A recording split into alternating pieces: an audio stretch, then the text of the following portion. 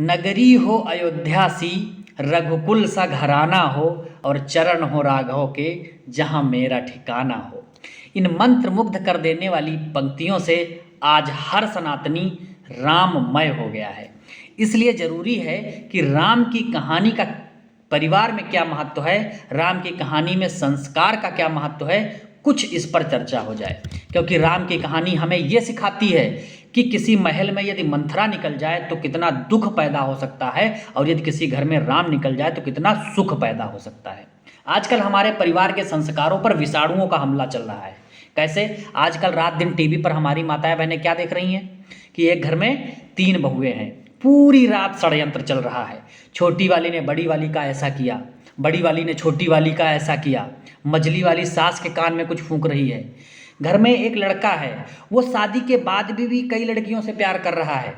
हर 2 minute पर निरपराध हत्या दिखाई जा रही है, हर 40 मिनट पर एक बलात्कार दिखाया जा रहा है। ये सब क्या दिखाया जा रहा है?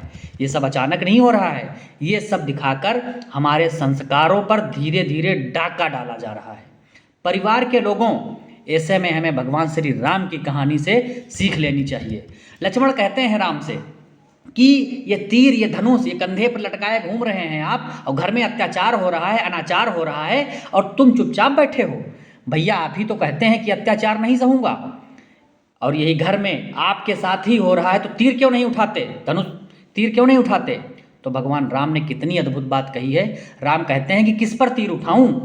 इस माँ पर जिसका सपना देखकर जिसके पास रात को मैं सोया हूं, या इस पिता पर जिसने सुबह अपने बाल बनाते समय एक सफ़ेद बाल देखकर गुरु वशिष्ठ के पास पहुँचे और बोले कि बस अब मेरा राज्य समाप्त हुआ, अब राज्य मेरा बड़ा बेटा अयोध्या का राज्य चलाएगा।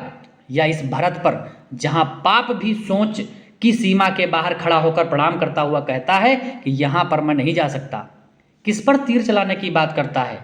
राम कहते हैं बता मुझे किस पर तीर चलाने की बात कहता है, मैं किसको मारकर पातक लूँ?